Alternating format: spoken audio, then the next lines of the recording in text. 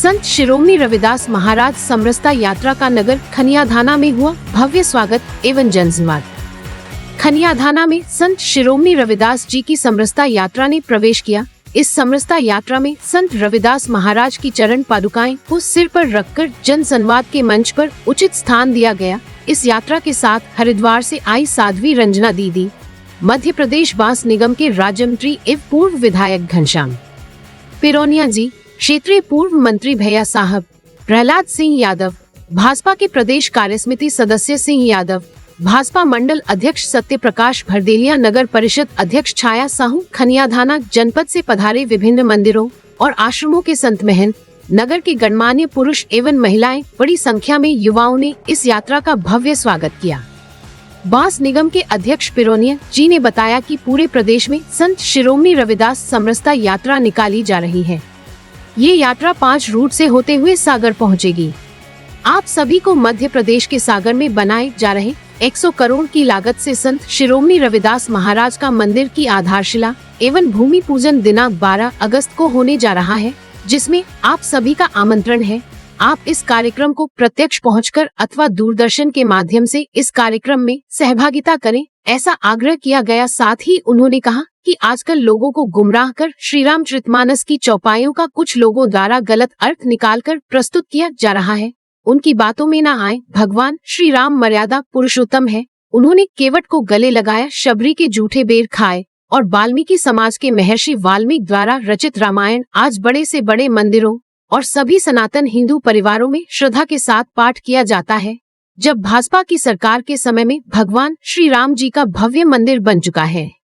उज्जैन में भगवान शिव का कॉरिडोर बनाया जा चुका है। दतिया में मां पीताम्बरा माई का संत समागम विस्तार का भूमि पूजन किया जा चुका है। तो जब भगवान का मंदिर बनाए जा रहे हैं, तब भक्तों का भी मंदिर बनाना चाहिए। भगवान के भक्त रहे संत शिरोमणि रविदास जी का मंदिर भी बनना चाहिए। इसके पश्चात साध्वी रंजना जी दीदी द्वारा बहुत ही सारगर्भित संवाद किया गया, जिसमें उन्होंने सत्य सनातन हिंदू धर्म के नारे लगवाए और कहा कि हम विभिन्न मतों और संप्रदायों में भले ही मान रहे हो, लेकिन हम सभी सनातनी हिंदू हैं। ये भूमि हमारी माता है और ईश्वर हमारा पिता है।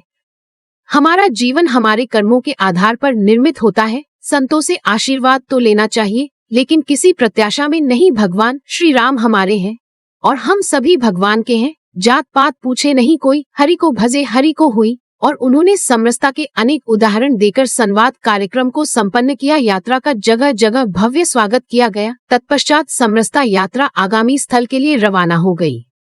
वीर भारत न्यूज के लिए खनियाधाना से संवाददाता आदेश सेन की रिपोर्ट। मैं निवेदन करना चाहती थी, व्हाट्सएप और फेसबुक के ज्ञान से आज हम परिचित हुए हैं, इसलिए हम जातियों के नाम पे, संप्रदायों के नाम पे अपने आप को अलग समझने लगे हैं। लेकिन मेरे भाइयों, मेरी माता हो, हम सब सनातनी हैं। भारत की भूमि पर पैदा होने के नाते ये भूमि हमारी माँ है और ये ईश्वर हमारा पिता है। सबका यही वायदा और यही नारा होना चाहिए। हम सब सनातनी हैं, हम सब सनातन की धरती पर पैदा। बीज बांध दो, आशीर्वाद दे दो। मेरे पेट में दर्द होता है, ये ठीक हो जाए। मेरी बेटी जिसका विवाह नहीं हो रहा, उसका विवाह हो जाए। मेरे बेटे की नौकरी लग जाए। हम सब संत महात्माओं से ये पूछते हैं और ये कहते हैं महाराज बड़े दुखी हैं, आशीर्वाद दे दो। ये अच्छी बात है कि हमें संतों से आशीर्वाद लेना चाहिए, लेकिन इस भ्रांति से मुक्त हो जाना चाहिए हमें कि संतों से हमें ऐसा आशीर्वाद नहीं मांगना चाहिए। हमारा जीवन हमारे कर्मों की पैदा हुए। मैं निवेदन करना चाहती थी, व्हाट्सएप और फेसबुक के ज्ञान से आज हम परिचित हुए हैं, इसलिए हम जातियों के नाम पे, संप्रदायों के नाम पे अपने आप को अलग समझने लगे हैं। लेकिन मेरे भाइयों, मेरी माता हो, हम सब सनातनी हैं। भारत की भूमि पर पैदा होने के नाते ये भूमि हमारी माँ है और ये ईश्वर हमारा पिता है। सबका यही वायदा और यही नारा होना चाहिए। हम सब सनातनी हैं, हम सब सनातन की धरती पर पैदा। बीज बांध दो, आशीर्वाद दे दो। मेरे पेट में दर्द होता है, ये ठीक हो जाए। मेरी बेटी जिसका विवाह नहीं हो रहा, उसका विवाह हो जाए। मेरे बेटे की नौकरी लग जाए। हम सब संत महात्माओं से ये पूछते हैं और ये कहते हैं महाराज बड़े दुखी हैं, आशीर्वाद दे दो। ये अच्छी बात है कि हमें संतों से आशीर्वाद लेना चाहिए, लेकिन इस भ्रांति से मुक्त हो जाना चाहिए हमें कि संतों से हमें ऐसा आशीर्वाद नहीं मांगना चाहिए। हमारा जीवन हमारे कर्मों की